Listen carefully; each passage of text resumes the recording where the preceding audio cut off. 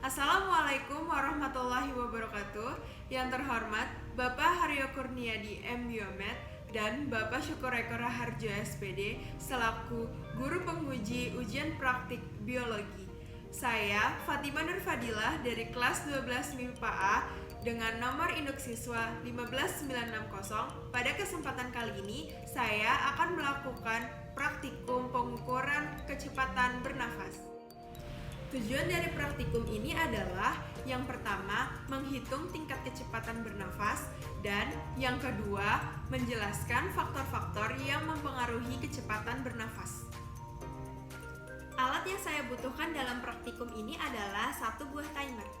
Langkah kerja dalam praktikum ini yaitu yang pertama, saya akan mengukur frekuensi napas dan frekuensi denyut nadi per menit dalam 3 keadaan, yaitu yang pertama dalam keadaan santai, yang kedua dalam keadaan setelah melakukan jogging selama kurang lebih 5 menit, dan yang ketiga yaitu dalam keadaan setelah melakukan aktivitas naik turun tangga kurang lebih 5 menit.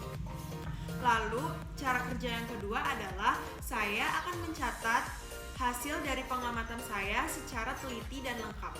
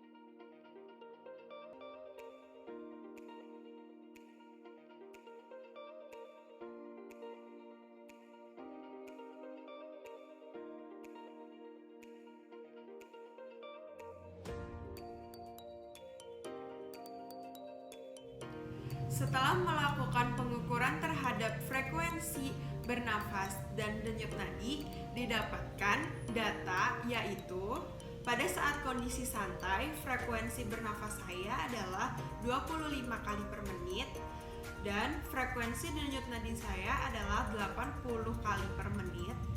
Lalu pada saat setelah lari-lari kecil kurang lebih 5 menit, saya mendapatkan frekuensi bernafas yaitu 40 kali per menit, serta frekuensi denyut nadi saya adalah 114 kali per menit, serta setelah naik turun tangga selama kurang lebih 5 menit, saya mendapatkan frekuensi bernafas saya sebanyak 53 kali per menit, serta frekuensi denyut nadi saya adalah 156 kali per menit. Tahu nggak sih teman-teman, ternyata ada loh yang mempengaruhi frekuensi pernafasan kita. Apa aja ya kira-kira? Yuk kita simak. Faktor yang pertama, yaitu usia. Frekuensi pernafasan antara bayi dan orang dewasa tentu sangat berbeda. Hal ini disebabkan karena bayi membutuhkan lebih banyak energi untuk kebutuhan pertumbuhannya. Maka frekuensi pernafasan dari seorang bayi akan lebih tinggi daripada seorang dewasa. Faktor yang kedua yaitu jenis kelamin. Frekuensi pernafasan antara laki-laki dan perempuan tentulah sangat berbeda. Frekuensi pernafasan pada laki-laki cenderung lebih tinggi daripada perempuan. Hal ini disebabkan karena yang pertama, kapasitas paru-paru dari seorang laki-laki lebih besar dibandingkan seorang perempuan. Dan yang kedua, aktivitas yang dilakukan oleh laki-laki cenderung lebih berat daripada yang dilakukan perempuan. Lalu ada faktor yang ketiga, yaitu suhu tubuh, di mana ketika suhu tubuh kita meningkat, maka frekuensi pernafasan kita juga akan meningkat. Hal ini dapat kita temukan ketika kita sedang mengalami demam. Faktor yang keempat, yaitu posisi tubuh. Ketika kita sedang dalam posisi berdiri dibandingkan dengan kita saat posisi duduk atau berbaring, maka frekuensi pernafasan kita cenderung lebih tinggi ketika saat kita berdiri. Hal ini disebabkan karena pada saat posisi kita berdiri, tubuh membutuhkan energi untuk tetap menjaga keseimbangannya. Faktor yang kelima yaitu aktivitas manusia. Semakin berat aktivitas manusia, maka semakin tinggi pula frekuensi pernafasannya. Hal ini dapat kita lihat seperti yang telah saya lakukan tadi, yaitu ketika saya sedang melakukan jogging, maka frekuensi pernafasan saya akan cenderung lebih tinggi daripada ketika saya sedang bersantai. Lalu ketika saya setelah melakukan aktivitas naik turun tangga selama kurang lebih 5 menit, maka frekuensi pernafasan saya cenderung lebih tinggi daripada ketika saya hanya melakukan jogging. Lalu, apa ya kaitannya antara frekuensi nafas dan frekuensi denyut nadi? Serta apakah ada perbedaannya dalam berbagai kondisi tubuh? Seperti yang telah tercantum dalam data yang saya dapatkan, maka dapat ditarik kesimpulan bahwa frekuensi denyut nadi dan frekuensi pernafasan mereka berbanding lurus. Sehingga semakin tinggi aktivitas, maka semakin tinggi pula frekuensi pernafasan dan frekuensi denyut nadinya. Perbandingan lurus ini disebabkan oleh ketika tubuh melakukan aktivitas yang berat dibutuhkan pula oksigen yang lebih banyak. Akibatnya, denyut nadi akan meningkat untuk segera menyalurkan oksigen ke sel-sel tubuh kita. Selanjutnya, mari kita kaitkan perbandingan lurus frekuensi pernafasan dengan frekuensi denyut nadi.